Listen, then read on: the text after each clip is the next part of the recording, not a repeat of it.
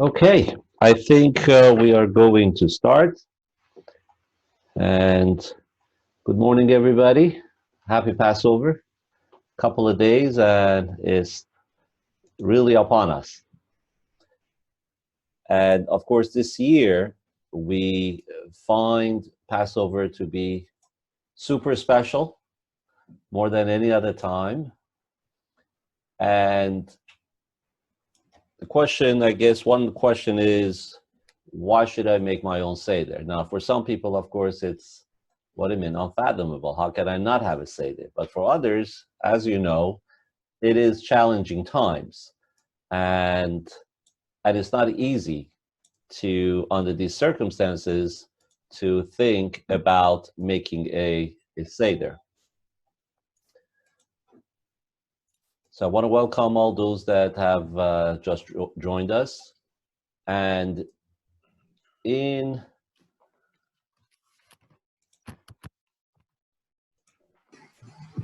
Okay, admitting everybody in. Yeah, sure, я открыл. In the emails that was sent out to everybody about this class, there was also a link for documents that would be useful. And those documents include a PDF version of the Haggadah as well. So you could refer to those and use them as needed. So let's talk about why a Seder. As you know, we have had, well, thank God, those bells are ringing, everybody's joining in. Good morning again to all those that have joined us. And I'm going to, for everybody's benefit, I'm going to keep everybody muted. If you have a question, you will then unmute yourself and ask your question. I know that Passover in general, the thought of it is hard for people. You know, the famous story of a king that had a trusty servant whose name was Jaime, and the king had many good plans for this fellow Jaime. So at a certain point, he tells him, listen, if you want to go up the ranks in the palace, then you got to convert. So this person converts, and fine. So now he's no longer Jewish. And really, it bothered him all the time. And after a while, after some months, he went over to the king and he says, listen, Your Majesty, I'm sorry, but I was born a Jew and I will always remain a Jew. So forget about it. This whole conversion thing doesn't work for me. So the king sees his resolve and how serious he is and tells him, listen, I respect that. Okay, not a problem. You could remain Jewish. So the fellow is very happy and he goes running home and tells his wife, says, Golda, I have some good news for you. Says, yeah, we could be Jewish again. Not a problem. The king said it's okay. We could remain Jewish. So Golda kind of rolls her eyes and says, couldn't you wait till after Passover for this change? Now you're going to have to do all the cleaning. So the worry about getting ready for Passover has always been a big one. But somehow, once the holiday arrives, we're all in the mood, we all have the spirit, and we are ready for it. The Seder, of course, is a highlight of the year, and many of our fondest Jewish memories revolve around the Seder night. And the Seder celebration this year, of course, is going to be different in the sense that instead of celebrating with friends or extended family, we're going to be celebrating alone with our immediate family, perhaps just with a spouse, or perhaps even alone.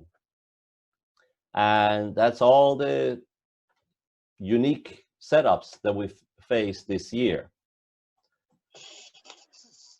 You recall the famous story about the fellow, an elderly man in Phoenix, that calls his son-in-law, his son in New York, and says, listen, I hate to ruin your day and to ruin your upcoming holiday, but I just want to tell you that that's it. I've had it with your mom, and it's done. We're getting a divorce. And the son is in a state of shock. Says, how could this be? What do you mean? Says, that's it. I'm sick and tired of decades of banging heads with her. It's done. I don't even want to talk about it. As a matter of fact, you call your sister and you tell her in Chicago. I'm not.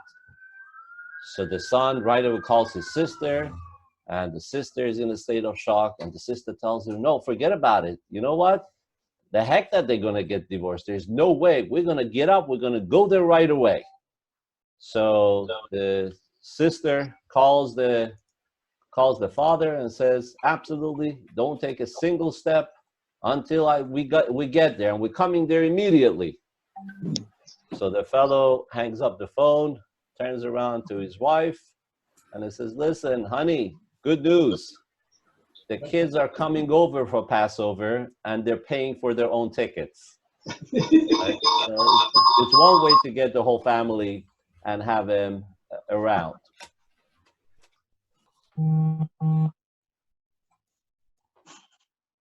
So let's understand and focus on the fact that there is a commitment, as we have in Jewish tradition, in our observance, to celebrate Pesach, and that commitment has always been strong. Even in the most difficult times, the Jewish people have figured out how to make Passover.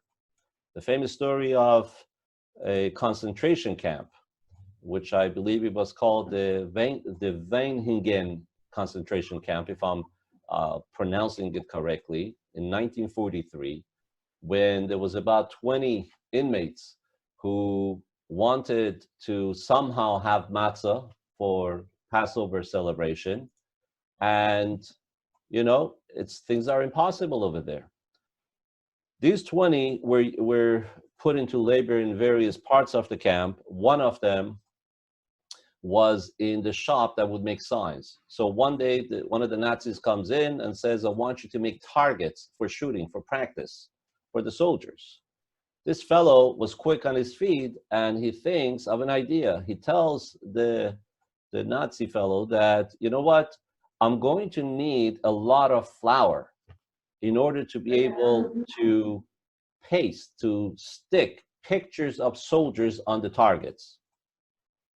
The soldier thinks about it and says, that's a nice touch. You know, it's going to make it look very realistic. How much do you need? He says, lots of it. I'm going to need at least 5 kilos of flour. So sure enough, the soldier brings him the flour, and in secret, they end up at night baking matzahs in the oven of that shop itself. And that year, they had celebration of Passover secretly in the concentration camp with the matzahs that they baked. And instead of wine, they used water and sugar. It's the only thing that they could put together. Bitter herbs, of course, they had plenty of bitterness, and they were able to make a Seder for Passover in the camp. So there may be a part of you thinking that, you know, what happens if I don't have any of the grandchildren or cousins or others attending, or if I can't have any of my friends, maybe I should cancel the Seder. And although I'm sure that perhaps amongst you're here online to figure out how to make the Seder, but I assure you there have been people that those thoughts have gone through their minds. And of course, such feelings are understandable, but we cannot allow these feelings to dictate our behavior. We absolutely do have to make sure that we have a proper Seder. In general, if we go back to the very first Passover that the Jewish people conducted, we learned that the Jewish people ate the Paschal lamb. They were supposed to bring a sacrifice, a lamb, and they did that while they were still in Egypt. And fascinating enough, that night, the first Passover night, the night before they were freed, they were actually quarantined at home with the extended family. Whoever was under one roof was obligated and was ordered to stay at home quarantined, to stay separate from the rest of the community. They were not allowed to leave the home the entire Passover evening, and there was no communal elements to this ritual. What was the reason? Even though they were about to become a nation, they needed to realize that there was something special and unique about their own individuality, because nations have a usual way of swallowing up the people and their culture and their identity and so on and so forth. And here there was an important lesson for the Jewish people before they become a nation, that they individually matter. And therefore they were spending the night on their own, even though they were carrying out the mitzvah of eating the Paschal lamb. It was all quarantined. So this, of course, has particular resonance for those people who usually attend communal Seders. This year, we're going back to the original Passover, which happened 3,332 years ago. So God wants something different from us this year, and he wants us to live up to the challenge. So I know some of you may have been considering attending some sort of a Seder, maybe over Zoom with other people. And of course, given the halachic limitations of doing this on a holiday, utilizing Zoom or via online, it's really best, and I recommend that you connect before the holiday starts, before Passover, on the eve of Passover, with family, friends, and say hi to them, Good Yom Tov, Chag Sameach, and share memories. You could even sing some songs. And then after that, keep the actual Seder in the way that it's supposed to be, in a personal experience at home. So that will be the mission for this year. So now, let's move on to beyond tradition. Why do we make a Seder? So, you know, these days we have a lot that is spoken about in the media, and we hear, and of course, we hear the word symptoms. Okay, that's a famous word these days. But as we learn, is that symptoms by themselves are not really the main thing. Symptoms are showing you that there is something deeper, that there's a cause. Unfortunately, these days, that means there's a virus that is causing the symptoms. So the symptoms are not the real concern. They're just showing that there's something happening behind the scene. So this also is true in a positive sense. In other words, a basic principle of Kabbalah is that everything that happens in the world is actually a symptom of some sort of spiritual energy that has been unleashed in the higher realms. This is also true about miracles, of course. There's a thing that says video or audio. Excuse me 1 second. I'm trying to, the thing is, if I hand it to you, then, okay. I don't know how to make a co-host. I'm making you host. Okay. There you go. So you have it.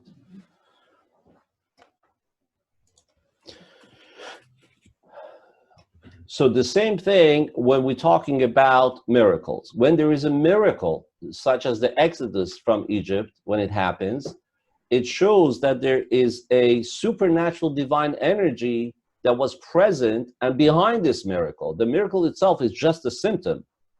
What you don't see behind it is the main thing that we need to focus on. So just as the Exodus from Egypt was the symptom of a spiritual energy that was conducive for liberation and freedom on that fateful night, 3,332 years ago to be exact, so too, that is exactly what happens every single year on Passover night. As you know, our calendar is a circular calendar. It keeps on happening every year, but it's not that we are celebrating just a story or a historical thing that happened, but we actually experience Exodus all over again, because when the night of Passover arrives, that means the elements of godly power that were present that night that created those miracles, allowed the Exodus to happen. That spiritual light shines again in this world on that exact calendar night, the night of Passover, because every day has its own unique spiritual power. So why do we make a Seder? It's not a commemoration of something, but rather a Seder is a reenactment of exactly what happened, because everything that happened those nights, those events, those miracles, the force that was behind it happens all over again, and we're trying to tap into it. So an essential part of the Seder is really a question that we should all ask ourselves, and that is, if I am able to tap into such a power the night of Passover, so therefore, in which area of my life do I lack freedom? Because now I could achieve it. The power to let go and break loose and achieve freedom is at my reach the night of Passover. The Jewish people in Egypt on their own didn't have the power to free themselves. But God gave them specific mitzvahs and told them to make special offering, to eat matzah that night, to eat maror together with the meat of that paschal offering. And with those mitzvahs that God gave them, suddenly they were able to tap into that immense spiritual power, and that freed them, that enabled them to go free. So the same thing, as we have challenges in our life, the night of Passover is the night that, through fulfilling the mitzvahs of that night, through making a Seder as God wants, we could tap into the mystical powers of that evening and break loose of all our limitations in our personal life. So Passover Seder is unique and very special, and it's our tool to connect and tap into godly energy. So now, what is it that we do for Passover Seder? And what has to be done? So the answer is, first of all, yes. What is the answer to? Is there a right way to make a Seder? Yes, there is a right way to make a Seder. I know normally somebody might think it's funny if you go to a birthday party and if a guest asks, I'm sorry, excuse me, this birthday party, do I have to eat a certain amount of cake, or do I have to sing happy birthday for a certain amount of time to make sure that I have done it correctly? You would think that person is crazy, right? But it just so happens that when it comes to mitzvahs, to the commandments that God gives us, including Passover, that yes, there is a right way to do things. There is the right time to do the things. There is a right amount to eat, and there is the right action that you need to take. All of those count. So I know some of us are used to going to Seders and just do things kind of symbolically and nibble a little bit of some traditional food and then move on, but there's actually a right way to do things. So let's see what is there that we could cover. Excuse me 1 second. What was that? Oh, I'm sorry. So, okay, so it didn't tell me. Yes, Beth, did you have a question? So, actually, this is my daughter, asked me if it's a reenactment and not a commemoration, how come we don't just do what they do? Stay in our houses by ourselves, eat paschal lamb and matzah, because they didn't do like the dipping stuff and all that, So, and also the other question is, what does it say on your tie? What does it say what? Oh, on my tie. Okay, so let me first answer the first one, and that is, what does it say on my tie? It's my Passover tie. So it says God wine. Okay, so traditionally that's what I wear. It's either this or a tie that has print design of matzah written all over it. So that's my Passover tie. Thank you for noticing. I didn't think anyone would. Yeah, again, it was my daughter, but okay. Okay. Now, as far as your question, yes, I call it a reenactment to bring out a point, but obviously that by itself, we go back to exactly what I said 2 minutes ago, which is we do what God wants us to do, because there is a formula for everything. In order for us to be able to tap into that spiritual power, we cannot make things up on our own and feel whatever feels right to me, feels good to me, that's what I'm going to do. Otherwise, we would all have, millions of Jews would have 20 million different ideas of how to conduct Passover, because everything would seem good or right to somebody else. But rather, we have to go to the details of the mitzvah that is given by God, because it's that exact formula that allows us to tap into the spiritual power that is being released to the world on the night of Passover. So yes, there's a lot of details to the story of Exodus, but there's specific things that God has given us as a mitzvah to do. But excellent questions. And listen, it's like the example of, let's say, a wedding, right? A bride wants her wedding gown to be exactly so. Or a game of football. If the football is 2 inches off the goal, then it's not a touchdown. If a car is parked 2 inches further away from the curb than what it should be, well, there is an excuse for a ticket. And so therefore, everything has to be precise, and mitzvahs, commandments of God, are no different. If you are to go to a website, or if you want to send an email to somebody, if you would forget even a dot in the email address, boom, your email is not going anywhere, and your web page will show up blank. So everything has to be precise. There's the famous Hasidic thought and story about doing mitzvahs. In other words, if you have a Jew number A, let's say, who is in Soviet Russia and is banished to a distant gulag somewhere for the crime of supporting Jewish observance. And then Passover comes and is waiting for his package of matzah somehow from home, but it's unfortunately intercepted by the communists, by the authorities, and confiscated. That's it. It just, doesn't show up. So now, what does he do? Never. He tearfully is yearning to fulfill the mitzvah of the Seder, but he has to just sit down in the corner of the gulag and think about his memories and think about eating matzah, okay? And even though he was really waiting for it day after day, but he doesn't have it. Or you could have person number B, who is a Jewish person in Manhattan, who doesn't care about observance at all, has never been to a Seder, but one day he meets a Chabad rabbi on the street and tells him, here is some matzah, please remember Passover is coming up, make a Seder.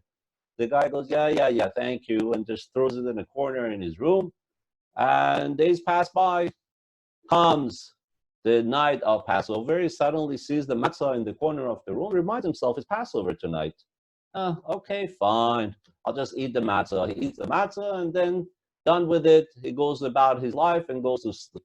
Now, who fulfilled the mitzvah of Passover that night? The answer is the second person, because he actually ate the matzah. Yes, the first person really wanted to and tried his best, and he tried to connect to Hashem even without the matzah the night of Passover. But the actual eating of matzah, which is what is required, the second person did. So this year, when the social elements of the Seder will be less pronounced, we actually have the opportunity to focus on executing the actual Seder in the proper way. So now, there is the second truth, which is besides the mitzvah itself, God also desires our heart. And we want to make sure that we have a relationship with him. So when he notices the sincere effort that we're putting in accomplishing the Seder, he derives much pleasure from us wanting and trying. So for tonight's Seder, for those that have come to our Seders in the Chabad house, you know that we do the whole 9 yards, and from A to Z, the entire night, whatever it takes, we make the Seder. Tonight's class, this morning's class for the night of the Seder, we're going to be covering the highlights, the main things to focus for the Seder night. And we're going to make sure that you have a complete Seder by following what we learned in today. And then there will be areas of perhaps reading that if you have time, I will recommend, I'll tell you to do more reading if you wish from a full Haggadah. In other words, we're going to make available to you the full Haggadah, as traditionally we all have it. And then, as part of today's class, I'm going to also provide to you the highlights of the Haggadah that you should make sure at least those are covered, even if you don't have, for whatever reason, the opportunity to cover the entire Haggadah. Has the abbreviated version also been uploaded there? Okay, good. And again, all of these things can be found in a shared Google Drive, which was emailed to everybody. The email that you got notified about this class, that is there as well. So as you can see in the background, those documents could be pulled up, and we're going to now post in the chat section of this class as well the link to that drive for those that need it. Okay, so let's go to now the main ingredients that we need for the Passover night. So the key items for the Seder, let me share here a screen. Could you put up the, no, not yet. Okay, so when it comes to the Cairo.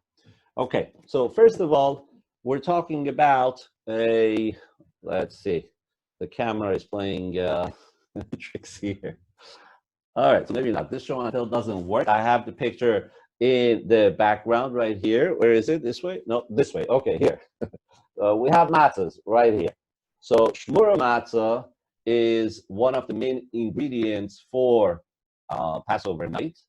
And when I say shmura matzah, we're talking about a matzah whose flour has been washed from the second the wheat was taken from the field to make sure that it doesn't come in touch with water, and also is handmade. So it's typically that round shape.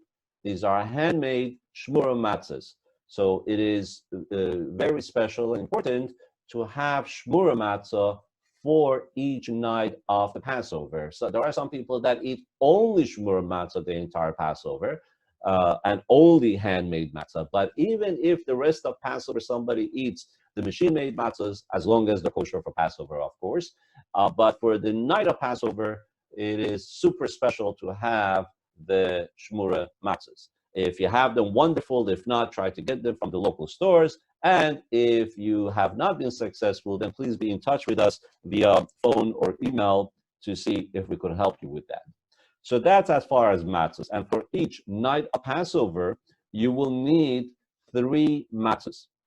Now, 3 matzahs is the minimum that you need for the Seder plate that is going to be on your table. But depending on how many people are in the household, you may need more matzah because, as you know, everybody's going to eat some matzah during the Seder. So you're going to need to have ample matzah to supplement what you already have on the table for everyone to have enough matzah to eat. Item number 2 that you need is wine or grape juice. Wine, of course, is what we usually use for any special occasion, like Shabbat, like all the holidays.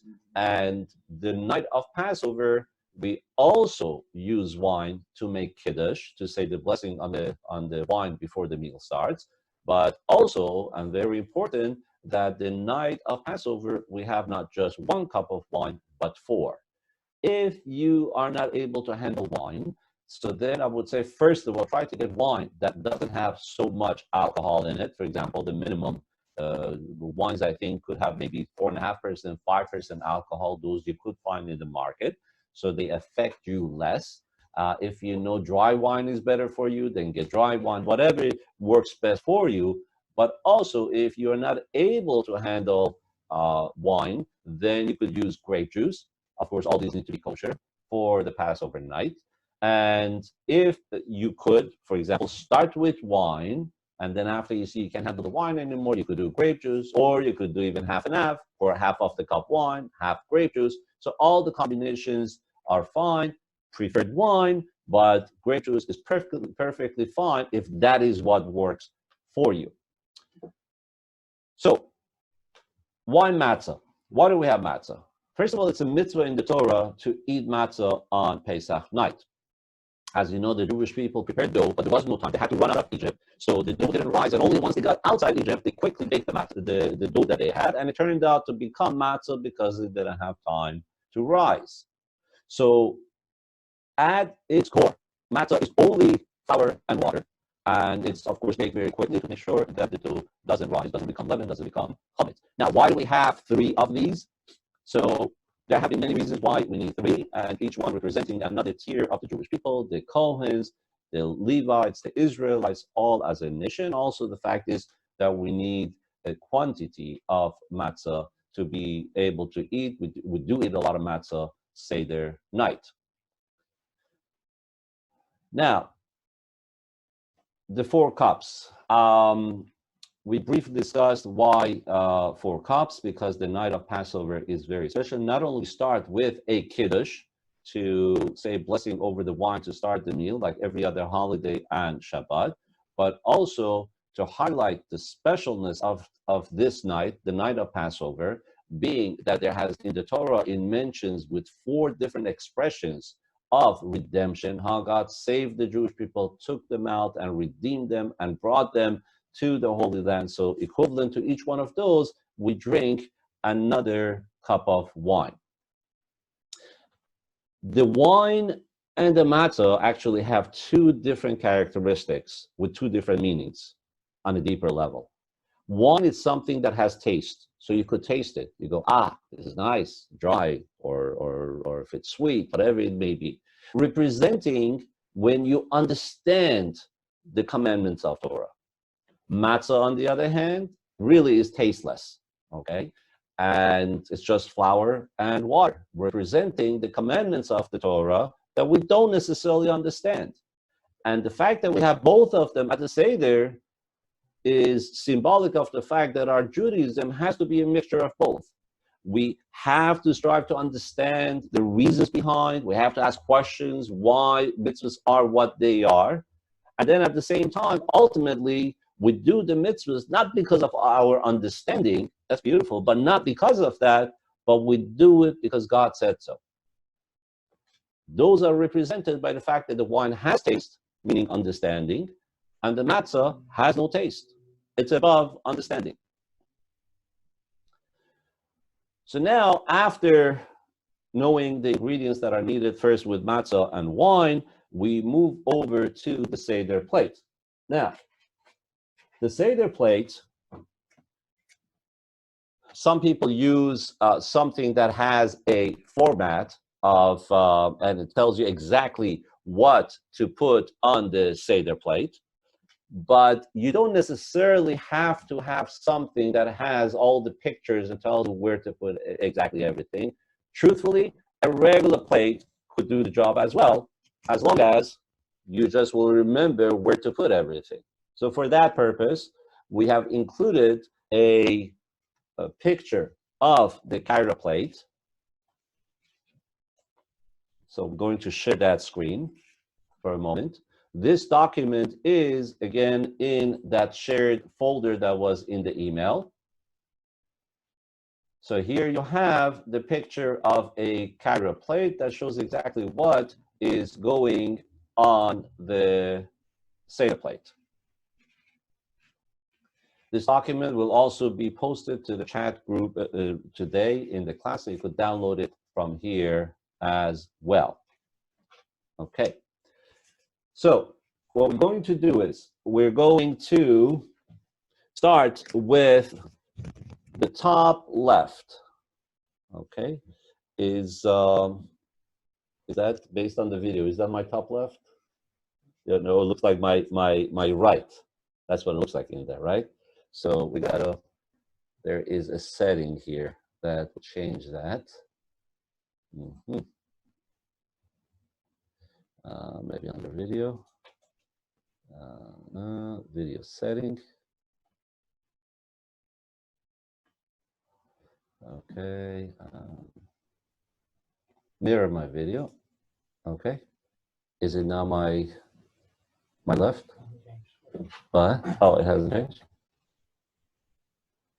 Okay. Let's see. Yeah. So no. So it is now. Which hand is that? Right hand? But well, in there now it looks like it's my left hand, right? Well,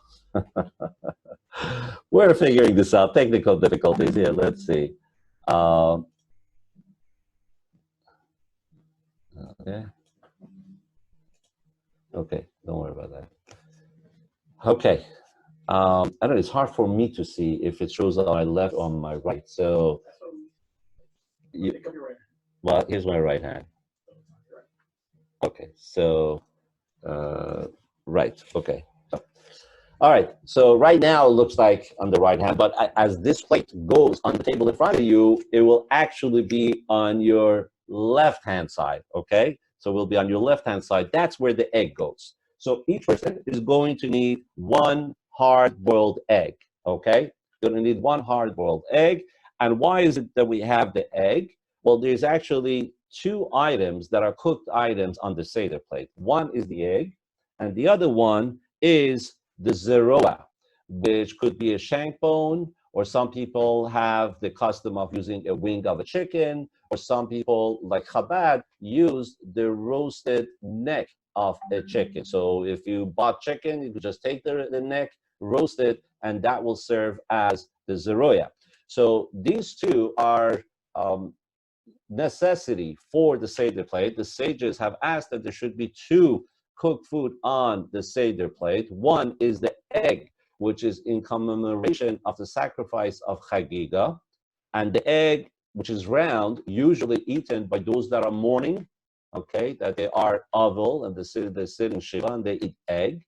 And the reason why we have that is to remind us of the dynamic of the night of Passover, that we went from darkness to light and from slavery to being a nation. So this reminds us of the time of mourning, the egg, that we were slaves in Egypt. And the shank bone, the zeroya, reminds us of the time of victory, of becoming a nation and going out of Egypt. So on the left-hand side, we are going to put the egg on the left top. And on the right top, we are going to put the zeroa, the shank bone. And again, refer also to the illustration that is in the chat group, as well as the document that was in the email. Then, after that, we have maror. So for maror, there is many different customs as to what can be used for maror, depending on Sephardim, Ashkenazim, which part of the world. So if you have a particular tradition to use something specific for the bitter herbs for maror, that's fine, you could follow that. The Chabad custom is to use lettuce, and also we add in there a little bit of chrein, of horseradish. So we put a little bit of horseradish inside the lettuce, and that becomes maror, the romaine lettuce, that is. And that will go to the middle of the plate. That would be right below and in between the egg and the zeroa, the shank bone. So here, let me again show you the pictures. So there is the egg and the shank bone on top, and you see like a triangle. At the bottom of those two is the maror right here. So that would be the lettuce and the horseradish. Okay. Then after that, on the Seder plate, what we need is karpas. Karpas, which goes on the bottom left-hand side of the plate, is, again, different customs. Different parts of the world. Some have celery, some use many different items, but the custom that Chabad has, we use either onions, okay, just simply cut onions, or potatoes.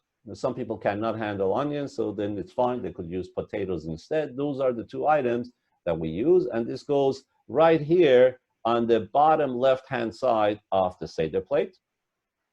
Then we have charoset. Charoset goes on the bottom right-hand side of the plate. The charoset, again, traditional recipes for it, which all include some fruits and mixture of nuts. Chabad, we use apples, pears, and walnuts, all ground together to make this special paste. And by the way, it's usually sweet, even though it's supposed to remind you of the mortar that was used for the bricks in Egypt. Okay, and this is the charoset that we use. Just grind up some apples, pears, and walnuts. Okay, no particular amount. You could just get creative with how much of each one you need. For what? Somebody's asking about vegetarian using a roasted beet. For what purpose? Beth, you had a question? Yeah, instead of the meat bone, instead of the shank bone. Instead of the shank bone. Now, have in mind, you don't need, and we actually do not eat the shank bone. Whether you use shank bone or wing of a chicken or the neck of a chicken or whatever it may be, we don't eat it the night of Passover. The egg we do have a custom to eat, but and even that is not a must. If somebody doesn't like it or doesn't enjoy it or is allergic to eggs, it's perfectly fine. So even if you're not going to eat it, it would be good to have the shank bone or the neck of a chicken on the Seder plate. If you are a household that has absolutely nothing, no chicken, no meat, nothing in the house, well, be in touch with me. We'll find a solution for that. But if you could somehow get, even if it's just a small piece of the neck of a chicken for the sake of the Seder plate, that would be wonderful. And then the final piece, the sixth thing that goes on the Seder plate, which goes right here at the bottom in the middle, that is the chazeres, which is really also lettuce, just like the maror was up here. Here we had romaine lettuce and some horseradish together for bitter herbs. So down here we have the lettuce, romaine lettuce that we use, and we dip it also into the charoses, just like the maror before we eat it. And this one we use for the sandwich that we're going to have later during the meal. So the maror up here, and down here it's all romaine lettuce, which should be easy to get for everyone. Okay, so now we are ready. By the way, horseradish, you know what it looks like, right?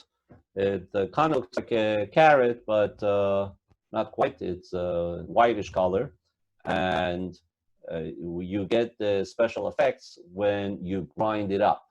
So in our household, whoever is in charge of this tries to wear goggles and keep away while he's grinding it, and right away we put it in Ziploc bags to keep the effect intact for the night of Passover.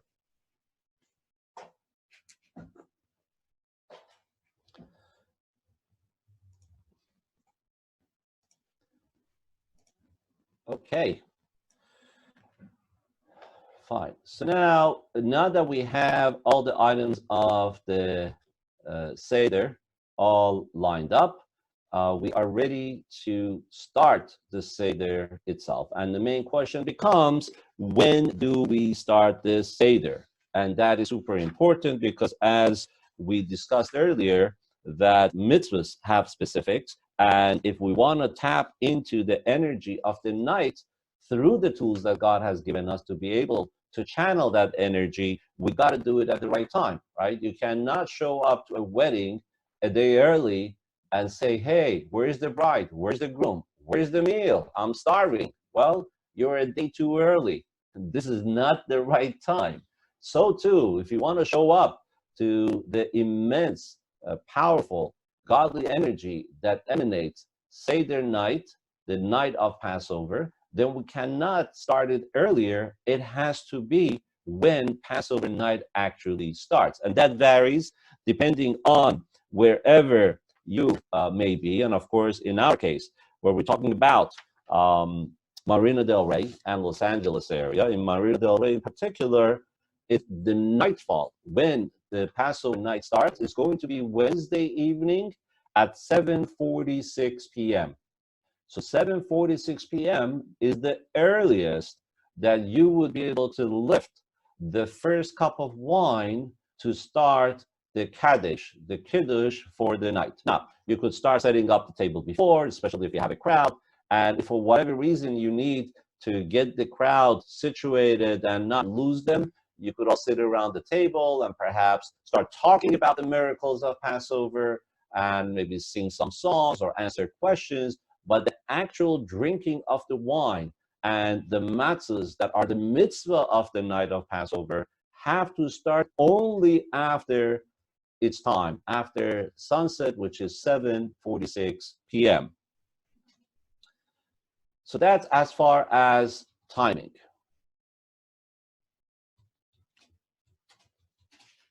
Let me see what, any other questions here.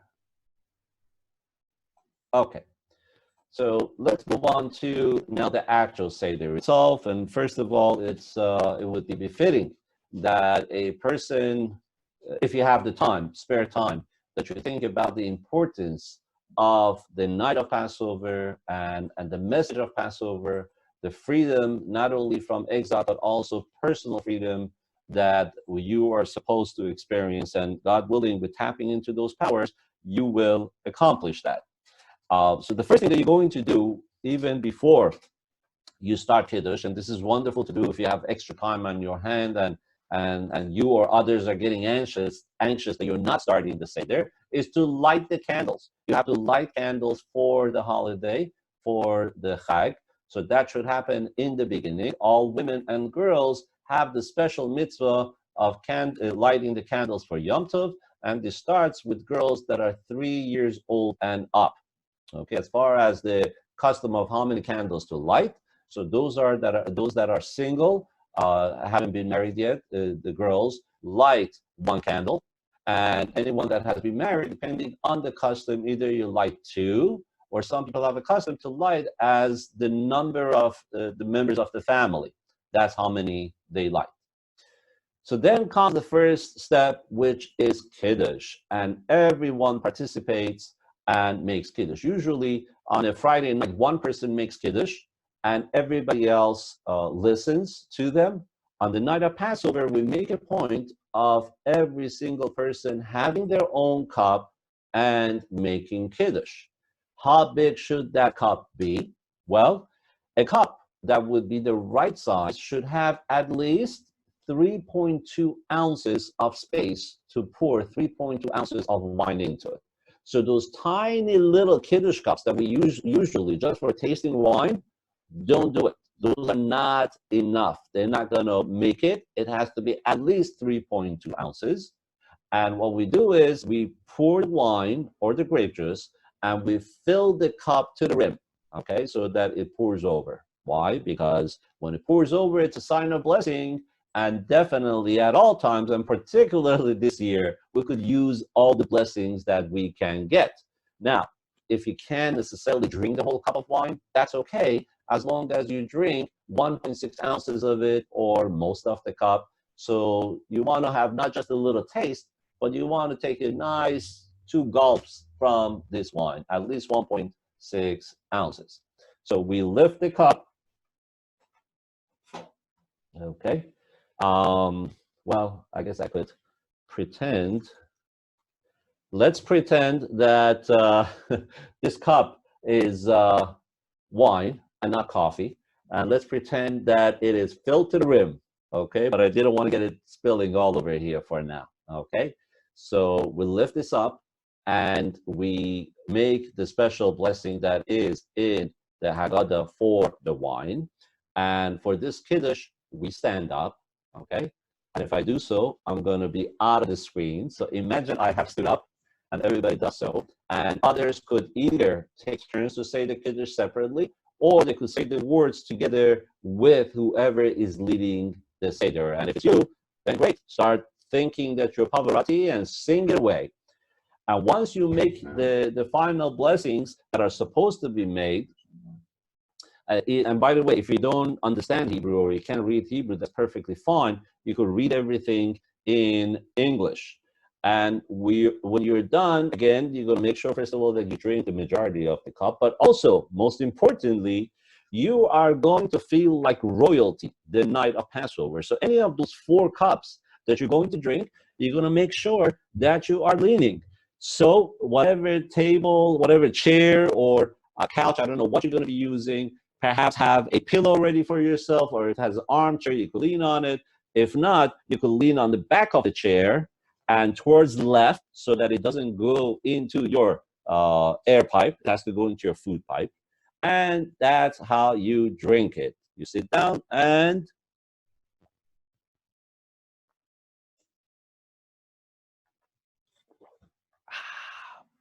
perfect. Empty the cup. Okay, so 1.6 ounces. I needed that coffee. That was great. Okay, so that is how we drink every one of those 4 cups of wine, leaning to the left. Okay, so now that was Kaddish, the Kiddush. After that comes the next step, which is the vegetable. Okay, and Passover night, the next step is all about doing something unusual. So on a usual Friday night or holiday night, we would, after Kiddush, be eating the bread and a full meal. So we do something bizarre the night of Passover, and there's reasons for it. And that is that we take a vegetable and we dip it into salt water and we eat it. So first of all, why do we do that? The answer is so that you have a question, and also others around the table could be entertained with this bizarre behavior. But of course, also the vegetable that we take represents the bitterness, and we dip it into salt water, which represents the tears of the Jewish people in exile. So you reach out to karpas, which was right here, as some people have a custom to use either parsley. In our case, we said that it is an onion or a potato that we use. Each person takes one piece, dips it into salt water to eat it. But before doing so, we have a custom to wash our hands, just like for bread, but without a blessing. So you wash your hands, 3 on the right and 3 on the left. You don't make a bracha. Then you take this, the karpas, dip it in salt water, and you make a bracha on it of borei peri ha'adama, and you eat it, and you don't need to lean to the left. Again, we reserve the idea of leaning only for something that is a pleasure and a sign of royalty, which is the drinking of the wine and the eating of the matzahs the night of Passover. By the way, another reason why we have the custom of dipping karpas into salt water, something bizarre that we do on the night of Passover, is to teach us that when it comes to education, we have to be inquisitive. We have to always ask questions. We can't just go about our religion. Judaism is all about asking questions and understanding. And when it comes to educating little kids as well, you have to figure out a way how to relate to them. That was originally one of the reasons why this custom was established, to Seder night, for kids to become suddenly curious and say, what is that? Why are we taking onion, dipping it in salt water? Because we want to get down to their level and get their mind going to ask questions about godliness, about Judaism, about the mitzvahs, and in this way is the best way that they learn. Of course, many Jewish people this year will be making the Seder without any children or necessarily grandchildren around the table, and yet the message is absolutely relevant to all of us. After all, it's a shame that sometimes as we mature and we get older, we become less curious and less prone to ask questions. So therefore, this is a beautiful custom that even us as adults should let it pique our curiosity and say, hey, remember, you're still a child in heart, and you still need to ask questions to find out more about who you really are and what your soul and your mission is all about. So once we have had now the wine and we have had the karpas, right, the onion dipped in salt water, comes the next step, which is the reliving the story of Exodus, okay? And before we begin to recite the narrative of this section of the Haggadah, there are three things that we do. First of all, we take the matzahs that are in front of us on the plate. We take those three matzahs and we take the middle one and we break it in half, okay? So even though it's called poor bread, poor man's bread, we make it even poorer, make it even less by breaking it, which reminds us about the slavery in Egypt. And the larger piece of these two halves, we put away for later on for afikomen, so that at the end of the meal, we'll be partaking from that matzah. Then, after breaking the matzah, we pour our second cup of wine, just like the first one, but we don't drink it, okay? And then we start reciting the story of going out of Egypt over this cup. The next thing that we do is the four questions, the famous, the manishtana. These are the questions that usually we start with the children. We ask them to say it. Manishtana halayla hazeh mikol halayla. So you remember that fondly with all the songs that come with it. And again, it's we're all children at heart, and we need to ask these questions because remember, we ask these questions to our Father in heaven. Okay, even if we don't have children, and even if we're not children, but we still have a Father in heaven, and we do ask the four questions as to what is different about that night. So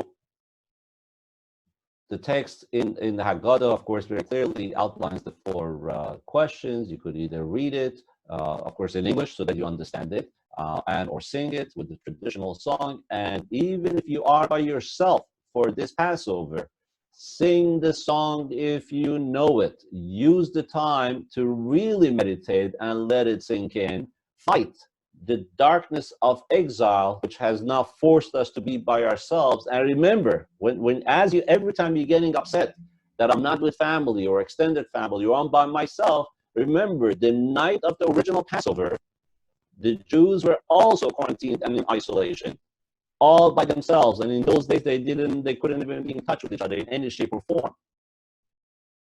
By the way, I just want you to know what is fascinating is that the setup of Passover is exactly identical to the time when it happened the first time.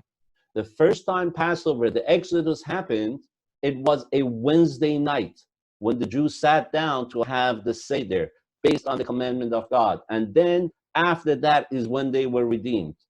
And this year, 3,332 years later, it's going to be a Wednesday night that we're all going to be sitting in isolation, in quarantine, by ourselves, doing what God wants, and God willing, we'll have the redemption right after that. So get ready. Have your best clothing, have your best shoes. Make sure you're all ready to just pack up with those matzahs, and as you hear the shofar, you hear Elijah the prophet, pick up and get out of the door. But only after you hear the shofar blown, okay? That's when you know Mashiach is here. Okay. So then, as we go on through it, after we have done the steps that we spoke about, is when we start reciting the story. And there is a long text, of course, in the Haggadah that summarizes the narrative and adds a rabbinic commentary. And by the way, we have posted two different versions of Haggadah. There's the full Haggadah that we have posted for you to use, and there is then the highlights. And of course, while I urge everyone to do the whole 9 yards and really experience it, but if you know to begin with that for whatever reason, you may not be able to pull through all the readings of the story of Exodus, then that's fine. Concentrate on the highlights that we have enclosed to make sure that at least you have done all the steps of the Seder and covered all the mitzvahs necessary for the night of the Seder. So we read carefully the passage of Avodim Hayinu, the fact that we were slaves, and of course in the language that you understand, in English if need be, and think about all the questions and the discussions that could arise from all of these. For example, why celebrate an ancient freedom that was subsequently lost to further persecution, right? We're in exile again. What would be the point of a wise, knowledgeable person repeating a very familiar story again, even though we repeated it last year? So then take some time to think about everything in a more personal way, as the Rebbe, the Lubavitcher Rebbe, writes that the idea of Exodus is something that speaks loud and clear to us personally. Each one of us has the capability and the need to free ourselves from the obstacles and limitations that stand in our way. Anything that prevents us from being who we need to be in life, those are obstacles. And Passover is the time to make the resolution and think about, how do I break away from everything that has stopped me from who I need to be? So this constant retelling of the story of Exodus on a yearly basis is what gives us power to break yet another barrier and to free ourselves up even more. So what advice would you give yourself? Make the resolution that you need on Passover night. Really think it through. This is the magic of the Haggadah, of the Passover night. So you could tap into that inner strength that is revealing itself the night of Passover, come up with a plan so that you could bank on it, execute it, and make it happen in your personal life. After the story of slavery and going out of Egypt, if you have the time, then you read the 10 plagues, Dam, Tzfardeya, Kinim, if you know the song, the blood, the frogs, and everything else. That's always fun. Even if there are no kids around, it's fun to always read and go through. If you have any pictorial Haggadahs, then of course beautiful pictures that you could look at, to relive the experience. And then you proceed to the part that discusses the 3 mitzvahs of Passover. What are the 3 main mitzvahs of Passover? There is Pesach, that was the Paschal sacrifice. There is matzah, that we're commanded to eat together with the Paschal sacrifice, and maror, the bitter herbs. So those matzah and maror, the bitter herbs and matzah, were actually the first night of Passover, before the Jews got out, was already commanded to the Jewish people to eat with the Paschal sacrifice. So after you finish all of this, this is now when you drink the second cup of wine that you had poured before. And again, remember, you take the cup and you lean and you drink it while you're leaning to the left. And you drink it. Is that why you couldn't hear it? Because it was muted? Anyone has questions? No. Okay. So now we have drunk the second cup of wine. So now that you have finished 2 cups of wine, finally, it's time for eating of the matzah, which normally would be when you would have challah if it was a regular Friday night. But now, instead of challah, of course, we have matzah. So you wash the hands the same way you would for challah at any other given time. So you pour the water 3 times on the right and 3 times on the left.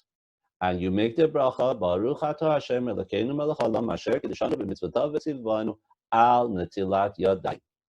And now you're ready for the blessings on the matzah. By the way, if you are a lefty, you pour 3 times on your left hand first, and then 3 on the right. So it depends if you're a righty or lefty.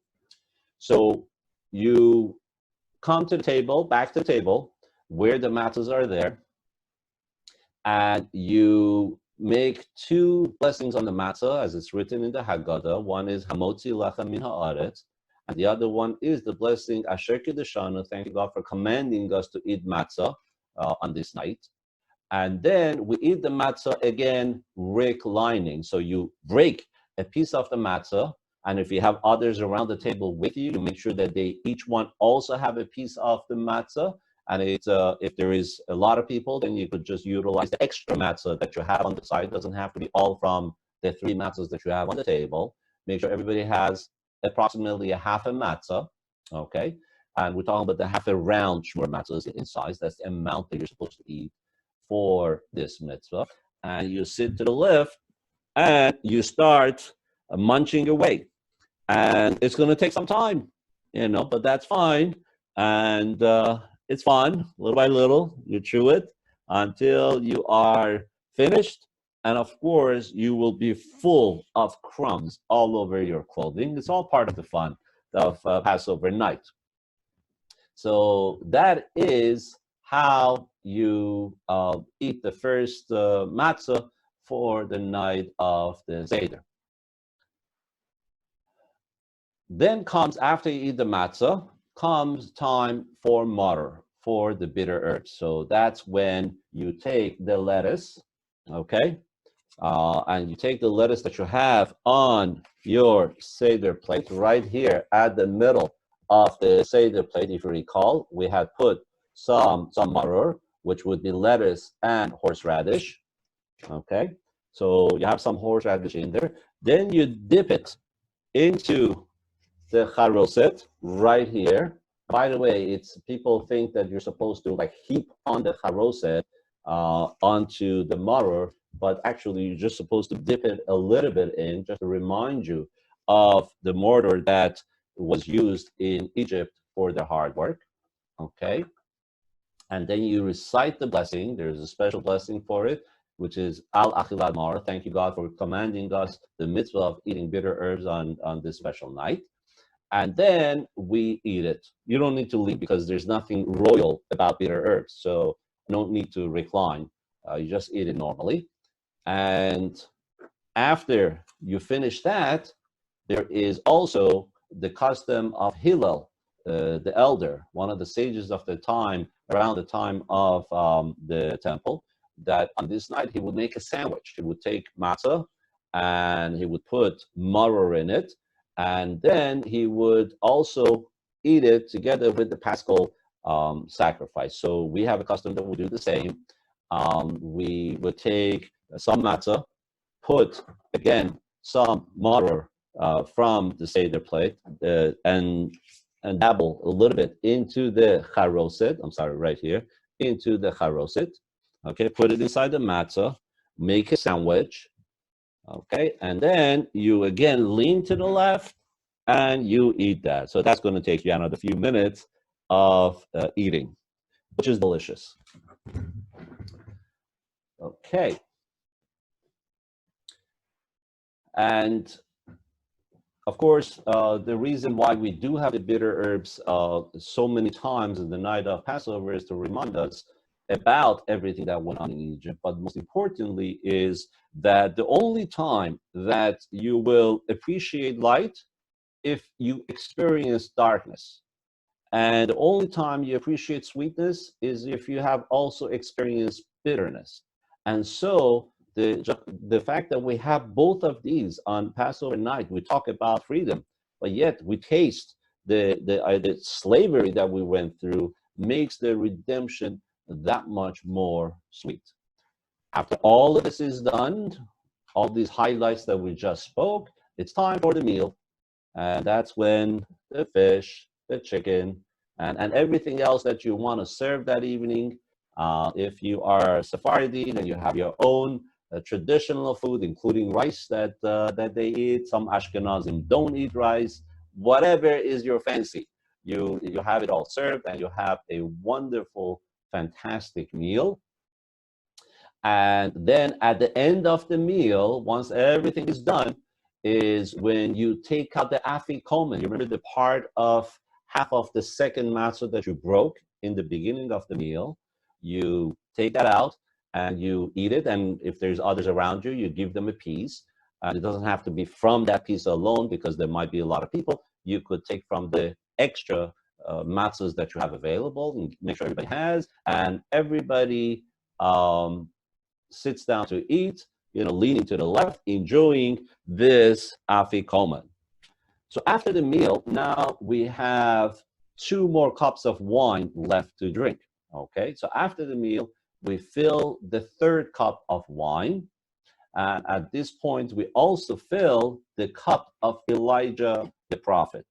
Why? Because not only Elijah the prophet is a favorite of prophets, which made so many miracles for the Jewish people, but it also says that before the final redemption, before Mashiach comes, Elijah the prophet is going to come first and make the announcement to the world that Mashiach is coming, that the time has arrived.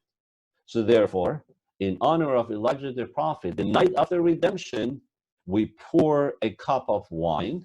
And that's also because God says, that just like the night of redemption from Egypt, the time of the final redemption, when Mashiach comes, I'm going to show you miracles and wonders. So, and it says that just like our forefathers got saved during the month of Nisan, Hebrew month of Nisan, so too in the future they will be saved in the month of Nisan. So we welcome Elijah the prophet the night of Passover by pouring a separate cup of wine for him. So while the 3rd cup has been poured, now you say the grace after the meal, and then at the conclusion of the grace after the meal, we drink the 3rd cup of wine, and again, we are going to make sure that we are leaning to the left and we drink it.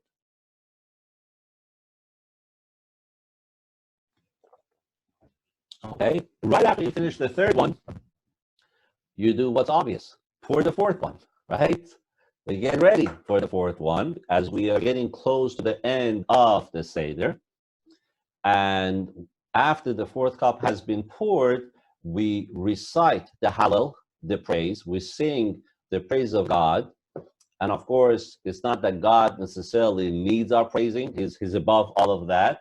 But rather, it is a way for us to feel connected, to remind us of what we should really be appreciating, the miracles that have happened to us during Exodus and in general in our lifetime. And I think that's a great moment to take a moment to think about all the blessings in your life right now. Especially, this is very meaningful to us. Everything that we do have and everything that we do enjoy, we should appreciate it. At the conclusion of the Hallel, we recite Bore Peri Hagafen again on the 4th cup of wine. We drink it, leaning to the left. And finally, we announce B'Shana Haba'a B'Yerushalayim, that the next time we sit down to a Seder, it should be in Jerusalem in the times of the 3rd temple with the coming of Mashiach. And although some Haggadahs finish at the end with the Hebrew words that Chasal Seder Pesach, that the order of Pesach has been finished, that the Seder is finished, interestingly enough, that line is not in the Chabad Haggadah. Why is that? Because in Hasidic philosophy, we learn that the ideas, the lessons, the inspirations of the night of Passover should never end. It should stay with us through the entire year. And therefore, we don't say that the order of Passover has finished. Let it continue inside of us. Let it permeate our existence.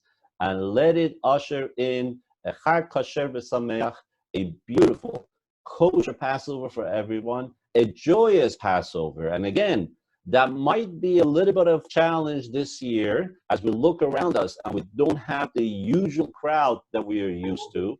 I am used to running a public Seder in the Chabad house, having 75, 100, or whatever number of people it might be, depending on the year and day of the week. And this year, unfortunately, I cannot experience that. Some people cannot have all their family, and some people, due to circumstances, may be making Seder alone.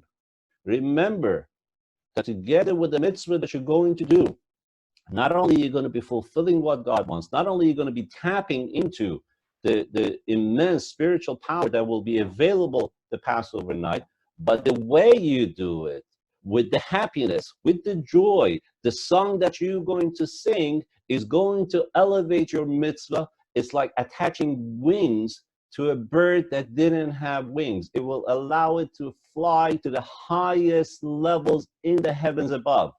This Passover will be more precious to God than any of the other Passovers you have ever experienced or you have ever conducted. And let this be the final Passover that we make in exile in Galut. And after all of this, when God sees that even under these circumstances, an entire world, the Jews, wherever they are, they still stick to it and make the Seder even better than before, that will be the ultimate, what's going to push the scale for God to decide enough is enough. It's time for the third temple, for Jerusalem to be back to its glory, and for the Jewish people to finally see the fulfillment of the prophecies of all of us getting back together as one nation in our holy land. Amen. Now I would like to open the floor to any questions that you may have.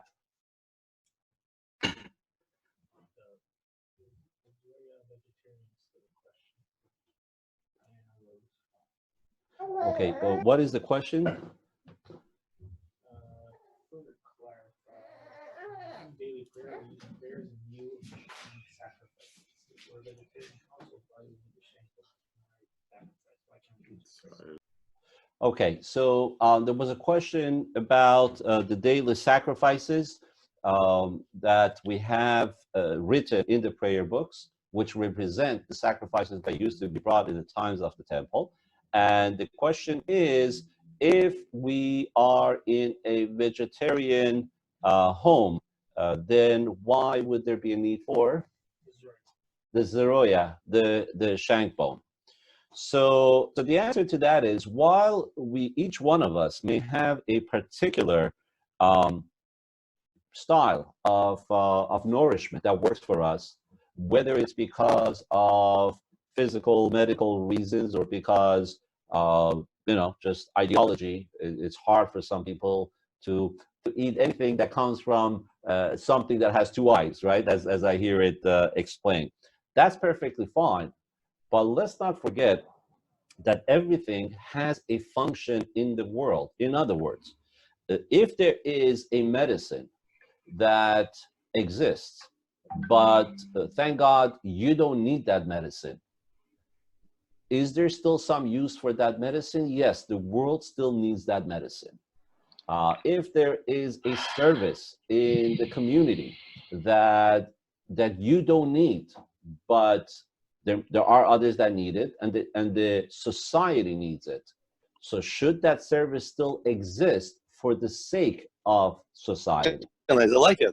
So the answer to your question is that the presence of the shank bone and what it represents on the Seder, representing the Paschal sacrifice, is representing the spiritual power of that sacrifice, which we can't even bring today anyhow. It doesn't exist because we don't have the temple. But it was the commandment of God, which, because of the fulfillment of the mitzvah, it initiated a certain spiritual light into this world. And that is, in commemoration of that, is why we have it on the Seder plate. It's not a contradiction in ideology. If somebody is vegetarian, that's respected, that's perfectly fine, but we still need whatever is needed as far as the channels of blessings in this world. I hope I have answered that to some extent. Menachem, any other questions? No? Okay, so the written questions we have reviewed. Now let's hear if anyone has a verbal question for me. Okay, thank you, Bobby. Maybe it looks something. You like this hummus? You know hummus? You don't like hummus? Gennady. Okay. Let's see. Rabbi Danny, I have a question. Yeah, give me 1 second, please. I'll be with you. Hold on 1 second.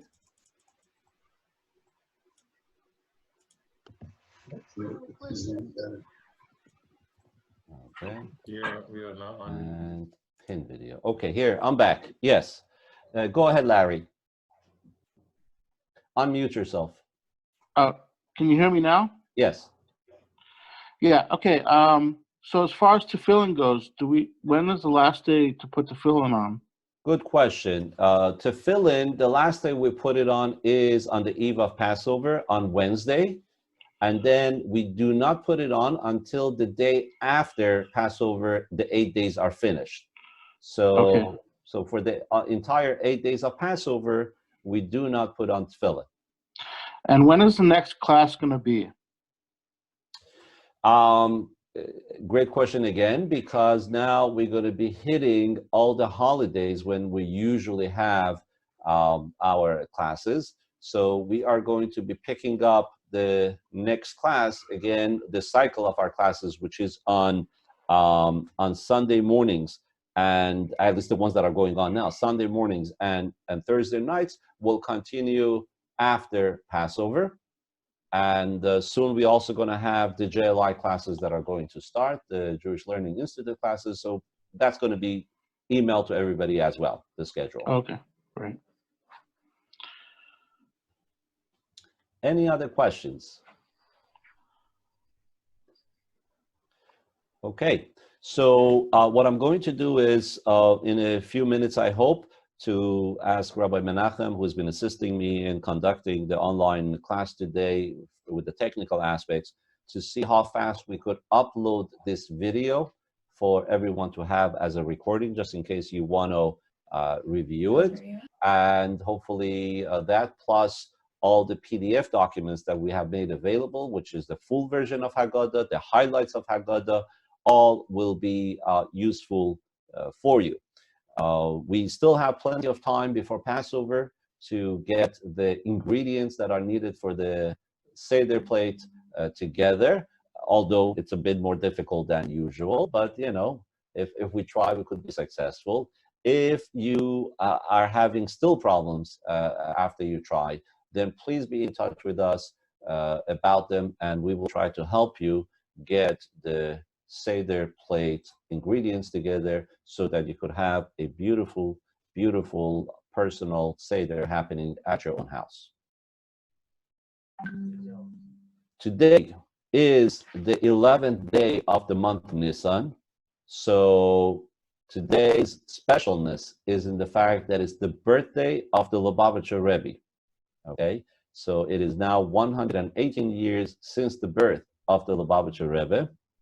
Usually, every year, we make a point of doing something extra on this day, especially those that have been touched by him, either in a direct way or from his learning or from people that represent the Lubavitcher Rebbe. And of course, he has had an immense effect on the stage of the world Jewish population in our generation. So I want to, first of all, wish the Lubavitcher Rebbe a happy birthday, that the mazel of the Lubavitcher Rebbe should flow down to us and give us blessings in everything that we need, and that God willing, we'll be able to make him proud, make God proud, and make ourselves as a nation proud by stepping in, following the footsteps of our fathers and forefathers from the time we became a nation and the holiday that made us into a nation, going out of Egypt and ultimately receiving the Torah.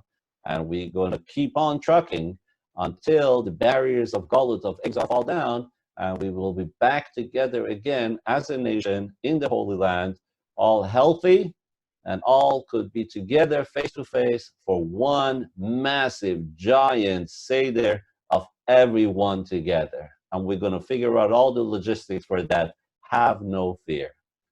All right, so do something special today in honor of the Lubavitcher Rebbe. If you haven't put on tefillin yet, put on tefillin. Do some learning, extra prayer, some charity. Do something special. All right? Have a wonderful, wonderful Passover, everybody. And reach out to us with any questions that you have or anything you may need. Thank you, Rabbi. Sure. Take care. Bye-bye. You too, bye-bye. Chag Sameach, everybody. Chag Sameach. Chag Sameach. Thank you.